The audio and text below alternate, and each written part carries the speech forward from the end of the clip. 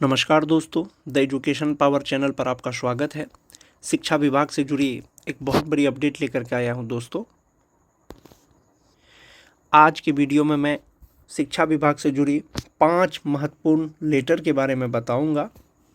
कृपया जानकारी के लिए वीडियो को अंत तक देखें। कार्यालय प्राथमिक विद्यालय लक्ष्मीपुर, वार्ड नंबर 16,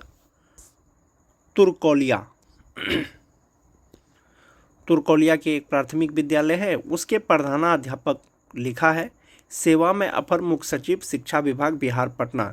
सीधा अपर मुख्य सचिव को लिख दिया है दोस्तों, डॉक्टर एस सिद्धार्थ सर को।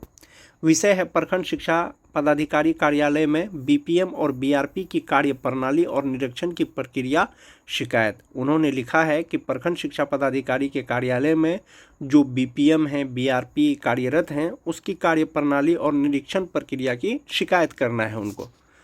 वहाँ से सविनय निवेदन है कि मैं सुनील कुमार, प्राथमिक विद्यालय लक्ष्मीपुर, वार्ड नंबर 16, प्रखंड तुरकौलिया, जिला पूर्वी चंपारण का प्रधानाध्यापक हूँ। ये जो है उस विद्यालय के प्रधानाध्यापक हैं। मैं आपके समक्ष प्रखंड शिक्षा पदाधिकारी कार्यालय में कार्यरत ब्लॉक प्रोग्राम मैनेजर और ब्लॉक रिसोर्स पर्सन की कार्य प्रणाली के संबंध में अपनी शिकायत दर्ज करना चाहता हूँ। बीपीएम और बीआरपी के खिलाफ अपर मुख्य सचिव से शिकायत कर रहे हैं प्रधानाध्यापक।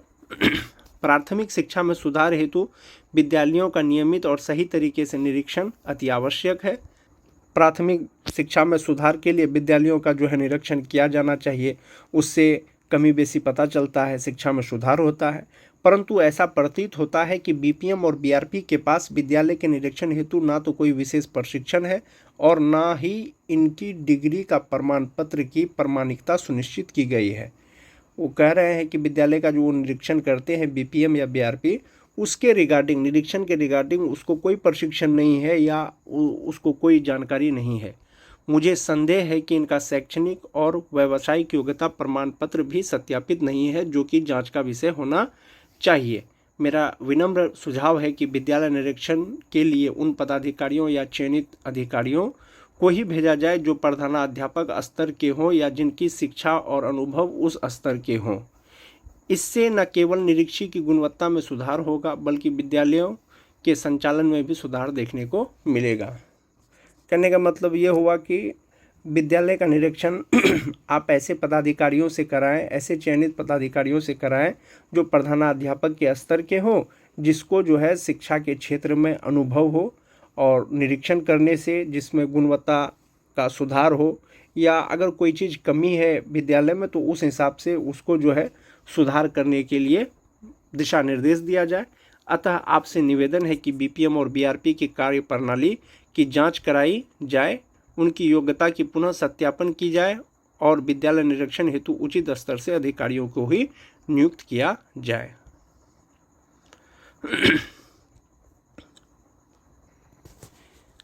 शिक्षा विभाग से जुड़ी दूसरा लेटर है दोस्तों, ये है बिहार शिक्षा परियोजना परिषद पटना का लेटर है। सेवा में सभी जिला शिक्षा पदाधिकारी, जिला कार्यक्रम पदाधिकारी नालंदा, गया, पश्चिमी चंपारण, समस्तीपुर, भागलपुर, सहरसा एवं पूर्णिया, ये 7 जिलों को ये लेटर लिखा है। विषय है मुख्यमंत्री विद्यालय सुरक्षा कार्यक्रम के अंतर्गत फोकल शिक्षकों एवं प्रधानाध्यापक के 2 दिवसीय प्रशिक्षण कार्यक्रम में भाग लेने के संबंध में। यानी सेफ सैटरडे का जो प्रोग्राम चलता है बिहार के सरकारी विद्यालयों में, उसी के रिगार्डिंग जो फोकल शिक्षक हैं उसके प्रशिक्षण के लिए ये लेटर है, जिसका प्रशिक्षण होना है।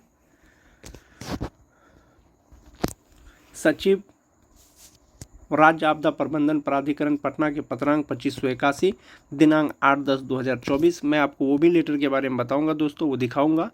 उपर्युक्त विषयक एवं प्रसंगाधीन पत्र के संदर्भ लेना चाहेंगे कि जिले जिसमें 7 जिलों के 50-50 विद्यालयों का नाम है। संबंधित विद्यालय के प्रधानाध्यापक फोकल शिक्षक को मुख्यमंत्री विद्यालय सुरक्षा कार्यक्रम के प्रति संवेदनशील बनाने हेतु बिहार राज्य आपदा प्रबंधन प्राधिकरण पटना द्वारा राज्य स्तरीय 2 दिवसीय प्रशिक्षण कार्यक्रम चंद्रगुप्त प्रबंध संस्थान मीठापुर पटना में दिनांक 21 अक्टूबर से 3 दिसंबर 2024 तक 7 बैच में 9:30 बजे से जिलावार एवं तिथिवार किया जाना है। यानी 2 दिन का आवासीय प्रशिक्षण जो है लेना है।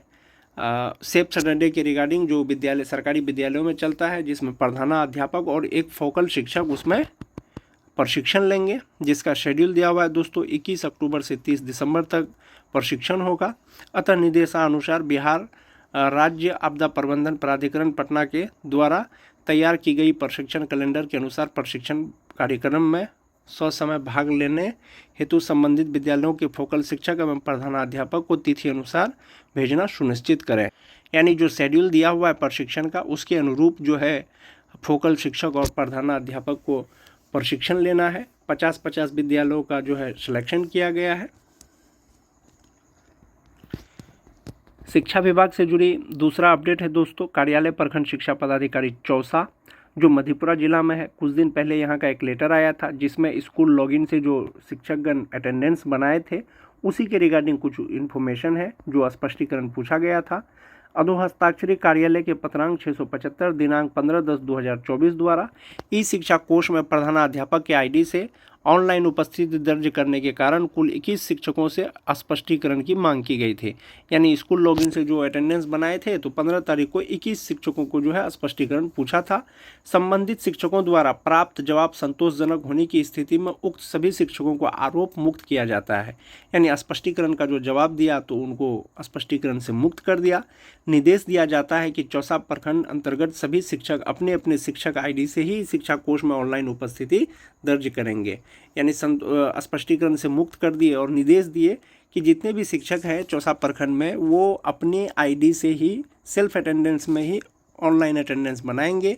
विशेष स्थिति में जैसे मोबाइल खो जाना, खराब हो जाना या मोबाइल चार्ज नहीं होने की ही स्थिति में प्रधानाध्यापक के आईडी से ई शिक्षा कोष में ऑनलाइन उपस्थिति दर्ज की जाए, जिसकी सूचना ससमय अधोहस्ताक्षरी कार्यालय को निश्चित रूप से संबंधित प्रधानाध्यापक कारण सहित देंगे ताकि संध्याकालीन VC में उच्चाधिकारी को सूचना दी जा सके।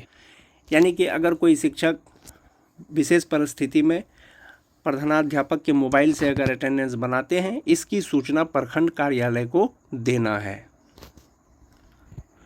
दूसरा लेटर समस्तीपुर का है दोस्तों, कार्यालय जिला शिक्षा पदाधिकारी समस्तीपुर, प्रेषक हैं जिला कार्यक्रम पदाधिकारी, सेवा में सभी प्रखंड शिक्षा पदाधिकारी समस्तीपुर। उन्होंने लिखा है, विषय है ई शिक्षा कोष मोबाइल ऐप या प्रधानाध्यापक स्कूल एडमिन के माध्यम से प्रतिदिन दर्ज उपस्थिति के आधार पर वेतन भुगतान के संबंध में। यानी ई शिक्षा कोष द्वारा जो है वेतन का भुगतान किया जाना है 1 अक्टूबर से।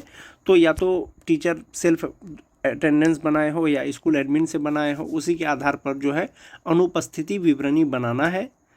उपर्युक्त विषयक प्रसंगाधीन पत्र का स्मरण करें। पत्र की कंडिका घ में सरकारी विद्यालयों में कार्यरत प्रधानाध्यापक शिक्षकों का दिनांक 1 अक्टूबर 2024 से वेतन भुगतान की प्रक्रिया के संबंध में दिशा निर्देश अंकित है। जैसा कि दिशा निर्देश पहले से दिया हुआ है कि ऑनलाइन अटेंडेंस के ही आधार पर 1 अक्टूबर 2024 से शिक्षकों का वेतन भुगतान किया जाएगा। अंकन यह है कि 31 अक्टूबर 2024 को दिवाली एवं छठ आदि के कारण अग्रिम वेतन भुगतान का आदेश संभावित है। हो सकता है कि दिवाली छठ को लेकर के 31 अक्टूबर से पहले ही भुगतान कर दिया जाए। अतः उक्त परिप्रेक्ष्य में निर्देश दिया जाता है कि अपने अपने क्षेत्राधीन सरकारी विद्यालयों में कार्यरत सभी प्रकार के शिक्षक, अनुदेशक, रात्रि प्रहरी के वेतन भुगतान हेतु स्टैंडिंग एडवाइस नेगेटिव पॉजिटिव सूची दिनांक 23/10/2024 तक अधोहस्ताक्षरी कार्यालय में अनिवार्य रूप से उपस्थित करना सुनिश्चित करें। विलंब की सारी जवाबदेही व्यक्तिगत रूप से आपकी होगी। यानी 23/10/2024 तक हर हाल में एब्सेंटी जमा कर देना है और हो सकता है कि 31 अक्टूबर से पहले ही अक्टूबर माह का सभी शिक्षकों का, सभी शिक्षक कर्मियों का वेतन भुगतान कर दिया जाए। अब मैं आपको वो एब्सेंटी दिखाऊंगा जिस तरह से ई शिक्षा कोष एप्लीकेशन से जो है आपका अनुपस्थिति विवरणी निकाला जाएगा प्रत्येक स्कूल वाइज। वो इस प्रकार से होगा दोस्तों, 1 तारीख से लेकर 31 तारीख तक डेट दिया हुआ रहेगा। उसके नीचे में आपको P मतलब प्रजेंट, H मतलब हॉलीडे, CL मतलब कैजुअल लीव, SL मतलब स्पेशल लीव। जो टीचर के आगे मांकित है P, H जैसे 3 नंबर के टीचर हैं उनका जो है सब दिन A है यानी एब्सेंट है। तो हो सकता है ये किसी अवकाश में हो, मातृत्व अवकाश में हो, चिकित्सा अवकाश में हो। उसके बाद 6 नंबर के जो शिक्षक हैं इनका 15 और 16 तारीख को ए है, तो इसका मतलब है कि ये उस दिन अब्सेंट है। हो सकता है ये उस दिन अवकाश में हो। प्रधानाध्यापक द्वारा ई शिक्षा कोष एप्लीकेशन पर इनका जो CL है उसकी एंट्री नहीं की गई है, जिसके कारण से अवकाश इसमें नहीं चढ़ाया गया है और एब्सेंट दिखाया गया है। तो दोस्तों, जब भी आप स्कूल से अवकाश लें, छुट्टी लें, प्रधानाध्यापक के द्वारा ई शिक्षा कोष एप्लीकेशन पर अपने CL को अप्रूव जरूर करवा लें, अन्यथा की स्थिति में आप अब्सेंट माने जाएंगे और उस स्थिति में आपकी वेतन की कटौती की जा सकती है। आज के वीडियो में बस इतना ही। धन्यवाद।